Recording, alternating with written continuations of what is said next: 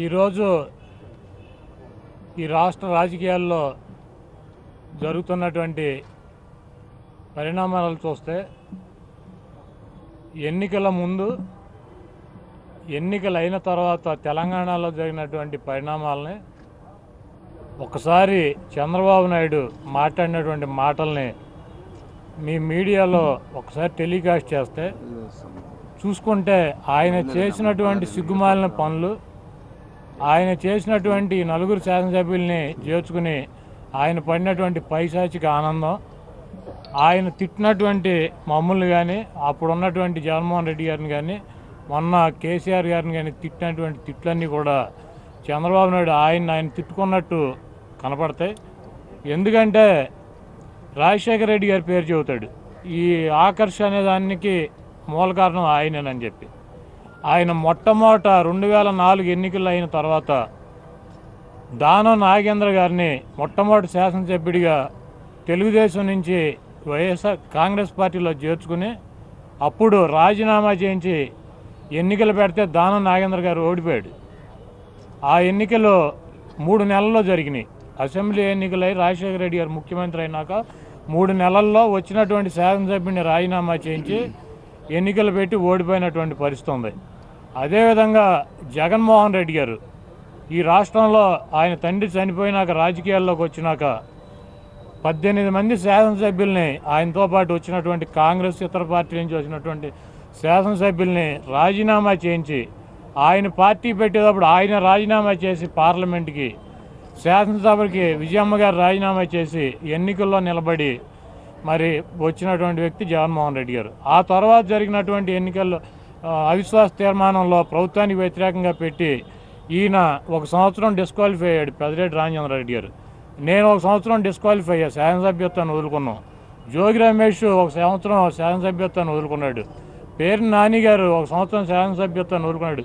ఈ జిల్లాలో మేము 3 పార్టీలు మారిన వాళ్ళం శాసనసభ్యత్వం పోగొట్టుకున్నాం.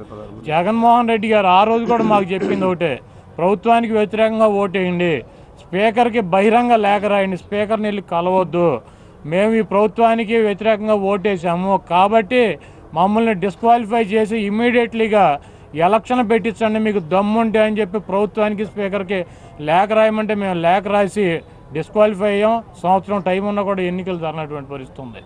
అదేవిధంగా కేసీఆర్ గురించి మాట్లాడతాడు చంద్రబాబు నాయుడు.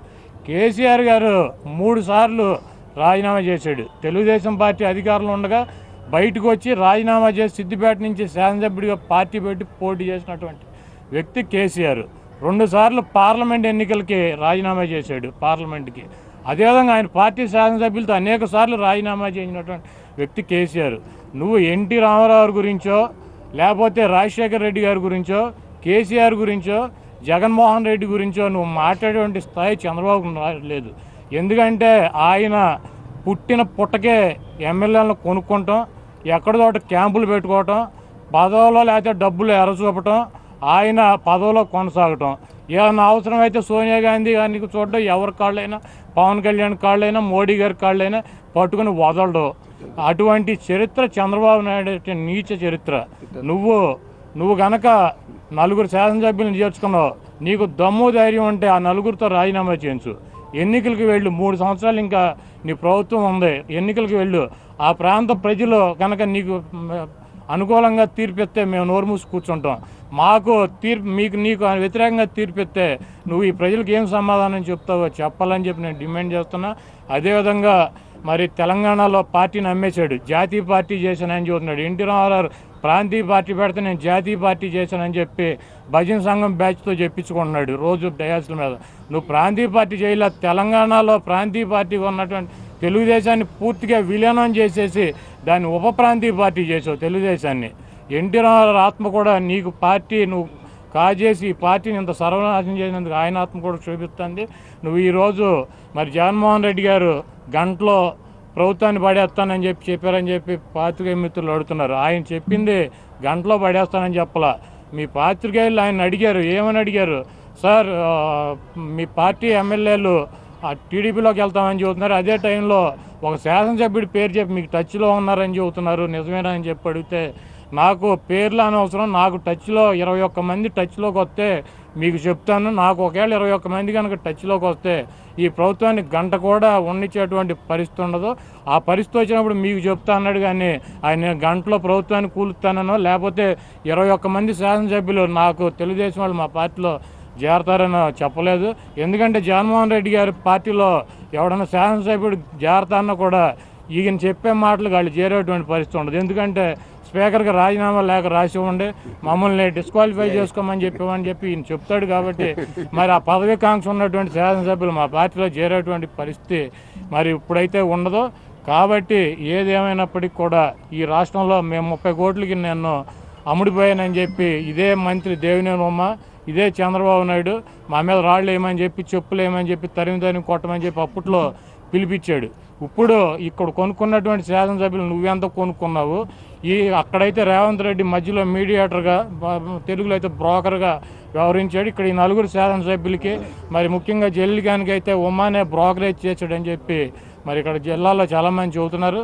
కాబట్టి ఈ కార్యక్రమాలను ప్రజలు చూస్తున్నారు.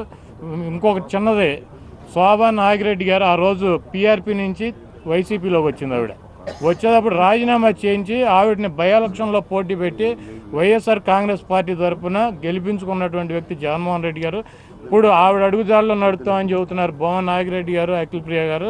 మరి నువ్వు కూడా చేర్చుకున్నావు, నీకు దమ్ము ధైర్యం ఉంటే వాళ్ళిద్దరితో రాజీనామా చేయించి మరి నీ పార్టీ తరఫున సైకిల్ మ్యాండేట్ పెట్టి నువ్వు గెలిపించుకోవాలని చెప్పి మేము డిమాండ్ చేస్తున్నాం. అదేవిధంగా మాకు ఈ 4 శాసనసభ్యులు వెళ్ళినంత మాత్రాన పార్టీకి వచ్చినటువంటి లాస్ ఏం లేదు. ఇక్కడ జల్లికి ఆయన శాసనసభ్యుడు పోతే ఆ కాన్స్టిట్యున్సీలో 7 కార్పొరేటర్లు ఉన్నారు. మరి వాళ్ళు 7 కూడా వైఎస్ఆర్ కాంగ్రెస్ పార్టీ జగన్మోహన్ రెడ్డి గారు వెనకాలే మరి ఆ 7 కూడా నిలబడినటువంటి పరిస్థితి ఉంది. కాబట్టి ఇటువంటి స్వార్థపరలో లేకపోతే ఏదన్నా చిన్న చిత్తగా మరి ఇబ్బందులుండి వాటిని అధిగమించగలమని అధికార పార్టీలో ఉంటాయని చెప్పి వెళ్ళినటువంటి వాళ్ళతో మా పార్టీకి వచ్చేటువంటి లాస్ ఏం లేదు. అక్కడ నంద్యాలలో మరి భూమా నాగిరెడ్డి గారి మీద శిల్పామోహన్ రెడ్డి గారు పోటీ చేసి గెలిచాడు, ఓడిపోయారు. అదేవిధంగా ఆళ్లగడ్డలో అఖిలప్రియ మీద గంగులాళ్ళు పోటీ చేశారు. మరి కడప జమ్మల మడుగులో రామసుబ్బారెడ్డి గారు టీడీపీ తరఫున పోటీ చేశారు. నువ్వేదో ఈ 3 సంవత్సరాలు అధికారంలో ఉన్నావు కాబట్టి నువ్వు చెప్పినట్టన్నిటికీ తలూపి వాళ్ళు వెళ్ళిపోయారని చెప్పి ఇది శాసిస్తాం అనుకుంటున్నామో. రాబోయే 2-3 సంవత్సరాల్లో వాళ్లే నీకు చుక్కలు చూపిస్తారు. నీ పార్టీలో ఎట్టి పరిస్థితుల్లో ఉండే పరిస్థితి లేదు. ఇక్కడ నుంచి వెళ్ళినటువంటి శాసనసభ్యులు ఎన్నికలు పెట్టి గెలిపించుకుని ఆ తర్వాత చంద్రబాబు నీతులు చెప్పాలని చెప్పి కోరుతున్నాను.